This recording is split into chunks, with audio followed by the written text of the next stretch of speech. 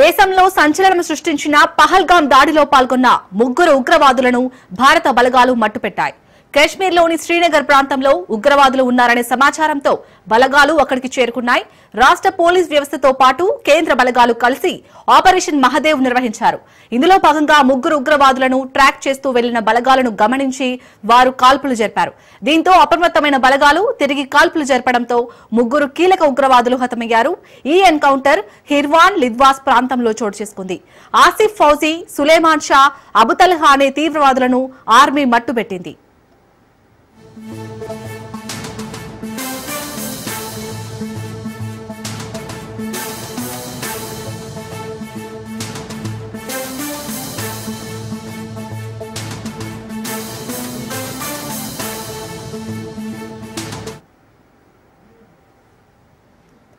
దేశంలో సంచలనం సృష్టించిన పహల్గాం దాడిలో పాల్గొన్న ముగ్గురు ఉగ్రవాదులను భారత బలగాలు మట్టుపెట్టాయి. కశ్మీర్లోని శ్రీనగర్ ప్రాంతంలో ఉగ్రవాదులు ఉన్నారనే సమాచారంతో బలగాలు అక్కడికి చేరుకున్నాయి. రాష్ట్ర పోలీస్ వ్యవస్థతో పాటు కేంద్ర బలగాలు కలిసి ఆపరేషన్ మహదేవ్ నిర్వహించారు.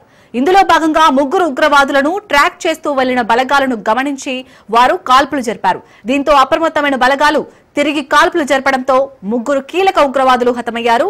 ఈ ఎన్కౌంటర్ హిర్వాన్ లిద్వాస్ ప్రాంతంలో చోటు చేసుకుంది. ఆసిఫ్ ఫౌజీ, సులేమాన్ షా, అబుతల్హా అనే తీవ్రవాదులను ఆర్మీ మట్టుబెట్టింది.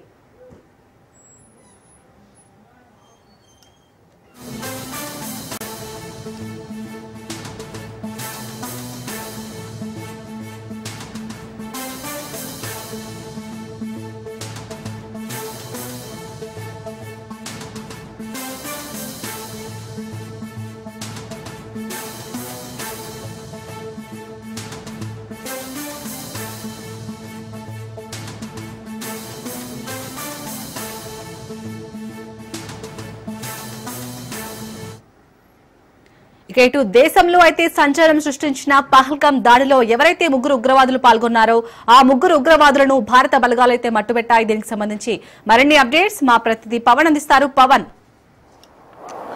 ఆపరేషన్ సింధూర్ పైన పార్లమెంట్ లో చర్చ జరుగుతున్న నేపథ్యంలోనే జమ్మూ కాశ్మీర్ లో ఆపరేషన్ మహదేవ్ సంబంధించిన పూర్తిగా ముగ్గురు ఉగ్రవాదులు చనిపోవడం చర్చనీయాంశంగా మారింది. అయితే ఈ యొక్క ఎన్కౌంటర్ సంబంధించి చూస్తే మాత్రము ప్రధానంగా జమ్మూ కాశ్మీర్ లోని యొక్క శ్రీనగర్ లోని దచ్గామ్ నేషనల్ పార్క్ సమీపంలో ఈ యొక్క ఎన్కౌంటర్ కూడా జరిగింది. అయితే వీరంతా కూడా హర్వాన్ అటవీ ప్రాంతంలో పూర్తిగా నక్కినట్లుగా గత నెల రోజుల నుంచి కూడా నిఘా వర్గాలకు సంబంధించి సమాచారం కూడా వచ్చింది. ముగ్గురు ఉగ్రవాదులు ఆసిఫ్ ఫౌజీ, సులేమాన్ షా, అబ్దుల్ తల్హా ఈ యొక్క ముగ్గురు ఉగ్రవాదులకు సంబంధించి చాలా రోజుల నుంచి కూడా నిఘా వర్గాలు వీరి యొక్క కదలికలపైన కూడా నిఘా పెట్టిన నేపథ్యంలో ఈరోజు కొద్దిసేపటి క్రితము ఈ యొక్క ముగ్గురు ఉగ్రవాదులు ఇటు ఆర్మీ కావచ్చు, సిఆర్పిఎఫ్ యొక్క కూంబింగ్ నిర్వహిస్తుండగా వారి పైన కాల్పులు జరిపారు. ఈ యొక్క కాల్పులు జరపడంతో ఒక్కసారిగా అలర్ట్ అయిన బలగాలు మాత్రం వారి పైన తిరిగి కాల్పులు జరపడంతో ముగ్గురు ఉగ్రవాదులు కూడా చనిపోయినట్లుగా దీనికి సంబంధించి పూర్తిగా అధికారికంగా కేంద్ర ప్రభుత్వం కూడా ప్రకటించిన పరిస్థితి కూడా చూస్తున్నాము. అయితే ముగ్గురు మృతదేహాలకు సంబంధించి చూస్తే డ్రోన్ ద్వారా ఈ యొక్క ముగ్గురు మృతదేహాలను కూడా గుర్తించే పనిలో ఉన్నారు.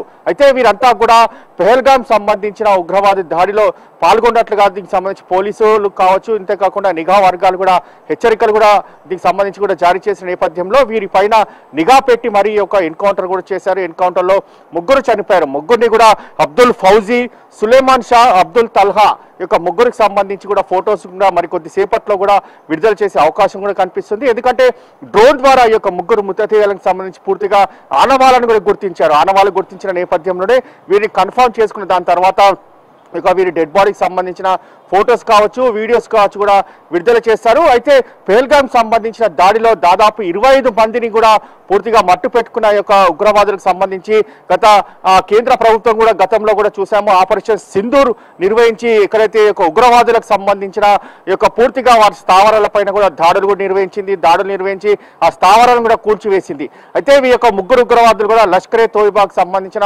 ఉగ్రవాదులుగా దీనికి సంబంధించి పూర్తిగా మనకు సమాచారం తెలుస్తుంది. అయితే లష్కరే తోయిబాకు సంబంధించిన ఉగ్రవాదులను గత కొన్ని రోజుల నుంచి కూడా వీరు ఎవరైతే పహల్గాం సంబంధించిన దాడిలో అమాయకులను మట్టుపెట్టారో వీరిని ఎలాగైనా ఎన్కౌంటర్ చేయాలనే దానిపైన కూడా దీనికి సంబంధించి పూర్తిగా కేంద్ర ప్రభుత్వం నిఘా వర్గాలు కూడా దీనిపైన నిఘా పెట్టి మరి ఈ రోజు ముగ్గురిని కూడా హతం చేసిన పరిస్థితి కూడా చూస్తున్నాము.